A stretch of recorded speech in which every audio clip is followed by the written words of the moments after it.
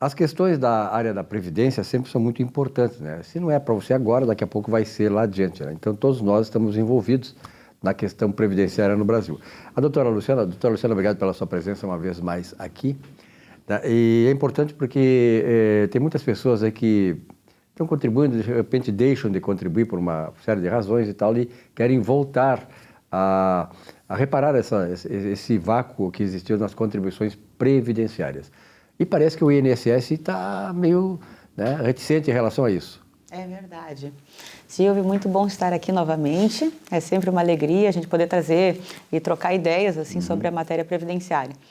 A questão das contribuições em atraso é uma questão que começou no pós-reforma da Previdência e mais ainda no ano de 2020, ali, quando em julho o INSS veio com um memorando, um documento, vamos dizer assim, que não é nenhuma lei, né, e orientando diferente os servidores com relação a como que ele vai considerar as contribuições em atraso dos segurados quando estão em processo de aposentadoria. O que aconteceu? Voltando assim, como era antes e como deveria ser sempre, né? Uma contribuição, ela é uma decorrência, uma obrigação, decorrente do fato de tu desempenhar uma atividade remunerada. A partir deste momento, tu tem ali o fato gerador, vamos dizer assim, da obrigação tributária de contribuir para a Previdência e tu é um segurado obrigatório, tu não é uma faculdade sua. Como qualquer obrigação, tu tem que cumprir e se tu não cumprir, se tu for inadimplente, vai ter ali os encargos de mora, tem um período de 5 anos que pode ser cobrado, passou desse período, a fiscalização não pode, enfim, o INSS, o governo não pode mais cobrar de você, mas aquele período lá para trás dos 5 anos, já alcançado pela decadência, esse período, havendo interesse do segurado indenizar para fins de contar para aposentadoria, para tempo de serviço, para melhorar cálculo, enfim, qualquer coisa, ele pode ser indenizado, está lá a previsão na lei de custeio, artigo 45A, dizendo, havendo interesse, pode ser indenizado com as condições de pagar os encargos de multa e de juros de mora, e ok. Então, a legislação era muito clara sobre isso, e tendo essa situação, a pessoa regularizando este período, conforme a legislação prevê, e deveria ter os efeitos previdenciários, né, na aposentadoria, de tempo, de cálculo de renda, e assim funcionava muito bem, né, os processos de aposentadoria. Até que veio, após a reforma, este memorando, né, meio que tentando regulamentar o decreto, mas indo muito além do que a legislação já permitia. O que eles começaram a fazer?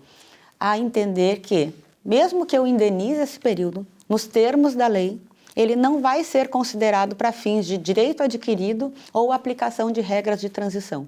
Então, ele vai existir. Eu indenizei um período, por exemplo, de 95 a 2000, esse período vai constar lá no meu histórico. Entretanto, para fins de aplicação de uma regra de transição que poderia me beneficiar, uma concessão de aposentadoria, ele não vai ser considerado. É como se fosse assim, 2 pesos e 2 medidas. É verdade, Né? Então, isso vem acontecendo nos processos administrativos. E isso desde 2020, a gente está aí há praticamente 2 anos já, enfrentando essas situações nos processos administrativos. E isso merece, vamos dizer assim, uma atenção quando o segurado vai encaminhar um processo desses, como é que ele faz esse pedido e como é que se desenrola, né, esse processo de forma a não se prejudicar lá na frente. Porque imagina, tu paga às vezes uma guia de valores altos na expectativa de que isso, né, te retorne, né, com benefício previdenciário, enfim, um planejamento que tu tenha feito, e isso simplesmente vai ser ignorado, mas o dinheiro não será devolvido. Imagina como fica o segurado numa situação como essa. Perfeito. Bom, uma outra questão, doutora Luciana, que diz respeito à Previdência Social, agora a gente entra na internet, tem muitos escritórios oferecendo aos segurados que já estão aposentados, que estão recebendo a sua aposentadoria, uma revisão dessa aposentadoria. E ali se coloca assim, olha, você pode ter o aumento e tal. E como é que a senhora encara essa situação? Assim, ó, temos que ter muito cuidado com essas coisas. A matéria previdenciária é complexa. Então, mesmo que tu faça faculdade de Direito, muita gente, às vezes, vou me aventurar ali no Previdenciário, o Previdenciário, ele exige estudo e ele muda muito frequentemente. Então, quando a gente fala... muito estudo e muito conhecimento do dia a dia, né? Do que está acontecendo. Onde é que eu quero chegar com isso?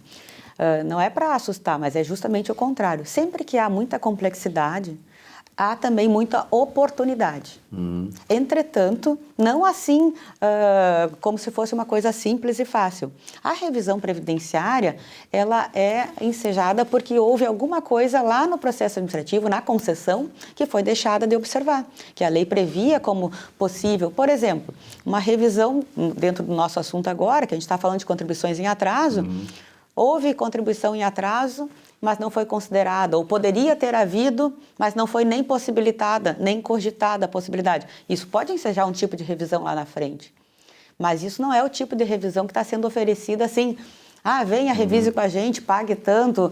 Não é assim que funciona, devagar com o andor que o santo é de barro, vamos dizer assim, né? Até porque eu imagino assim que dentro dessa complexidade existe o lado A e o lado B. De repente você vai entrar para revisar para aumentar e você pode cair no fato de que vai reduzir também, não é isso? Corre esse risco também. Com certeza. Agora tu trouxe, eu vou trazer um exemplo sobre isso. A própria revisão da vida toda, muito comentada, que agora estamos esperando o julgamento ainda do STF novamente, né?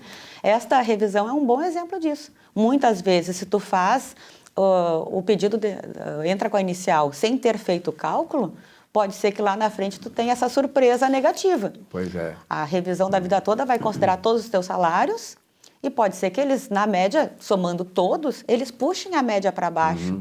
E aí, nesse caso, não era vantajoso, tu poderia ter visto isso desde o início. Então, foi feito, vamos dizer assim, de uma forma temerária, sem cálculos. Tem que ter cálculo, né? Tem que estar embasado de maneira muito sólida, né, doutora Luciana? Que, de repente, um camarada te acena com uma coisa e essa coisa não é bem assim. E aquilo que tu poderia imaginar seria melhor e melhoraria a tua situação, poderá exatamente piorar a situação. Com certeza. O que a gente poderia aqui no nosso programa, que é assistido por pessoas que não são da área jurídica, né, e às vezes ficam em dúvida, e como é que eu vou saber, né? O que eu faço? Eu sempre indico assim, seja muito curioso, pergunte até você entender. O advogado que lhe atender tem a obrigação de passar a mensagem completa e fazer com que você entenda o que é o motivo que ele está fazendo, como é que ele chegou naquele valor, enfim, que ele está estimando de receber, onde é que está o erro do INSS. Claro que tu não vai se tornar um especialista na matéria, mas pelo menos tu vai entender que tem algum fundamento, que é razoável aquilo. Isso já é um bom início, né, para a gente ter alguma segurança assim numa revisão. Eu fui lá, assinei os papéis e nem sei direito para quê, e a hora que vier... Não faça isso. Isso, vamos dizer assim, tu está ajudando a pessoas que agem dessa forma temerária a, né, daqui a pouco, tu ter uma surpresa negativa, enfim, ter cuidado. Né? Tem alguns princípios, né, doutora Luciana, que a gente tem que perceber e seguir. Princípio do bom senso, né? De bom senso, pensar, raciocinar. Tem as pessoas, muitas vezes, elas vão mais pelo coração, pelo estímulo e tal, e não raciocinam, não entram na racionalidade e acabam dando errado, as coisas acabam dando errado. É verdade. A gente não tem que ter esse receio de, quando eu estou na frente de um doutor, às vezes, a pessoa, às vezes, muito simples, tem essa ideia. Negativo. Tenha sempre se sinta à vontade para conversar. É o advogado, é o médico, qualquer profissional. Está conversando contigo, é uma coisa que lhe é importante. Né? O advogado vai mexer com coisas que são do teu patrimônio, provavelmente vai interferir muito na tua vida, vai fazer toda a diferença se aquilo for bem feito ou não. Então você tem, vamos dizer assim, não só o direito, mas a obrigação consigo mesmo de entender bem o que está acontecendo, quem está cuidando dos seus direitos. Então, nesse sentido, eu acho importante, né, que as pessoas tenham essa segurança, sentir a vontade com o profissional que está atendendo. Esse é um bom momento de pedir aposentadoria ou tem que esperar algumas coisas que estão por acontecer por aí? Essa é uma ótima pergunta, a gente ouve muito, e para responder, se alguém vem com uma resposta genérica, já fica com os 2 pés atrás. Não pode responder assim. Essa pergunta merece um olhar sobre o teu caso concreto. Pode ser que seja agora o melhor momento, mas eu só vou saber disso olhando para o teu caso, para a tua história, eu sabendo da legislação, das regras que temos hoje e de como foi a tua história encaixar essas duas coisas e ver onde é que está a melhor renda possível. Isso é cálculo que vai ser feito. Isso são perguntas que eu vou ter que fazer para entender. Teve um período que eu tive uma empresa, mas eu não recolhi. Eu posso regularizar? Isso faria diferença na minha aposentadoria? Não faria diferença alguma? Teve um período lá que eu fui agricultor, isso conta. Teve um período que eu fiquei exposto a agente nocivo à saúde. Como é que eu provo isso? Será que vai fazer diferença? Tem um monte de coisas para conversar, para poder responder. Que só alguém especializado pode tirar dúvida, né? Isso é importante dar o encaminhamento correto. Com certeza. Doutora, muito obrigado pela sua presença aqui. Tenho certeza que, mais uma vez, é um momento de esclarecer as pessoas, justamente no momento em que as pessoas são até fragilizadas, né? Só quer se aposentar, muitas vezes precisa para manter a família e tal, e se fragiliza nessas questões. Mas um bom advogado, que no caso da doutora Luciana e seu escritório, pode fazer o encaminhamento certo para você. Obrigado, doutora Luciana. Muito obrigada, como sempre, até a próxima. muito bom. Até a próxima. Um rápido intervalo, já voltamos com o nosso Economia e Desenvolvimento. Até já.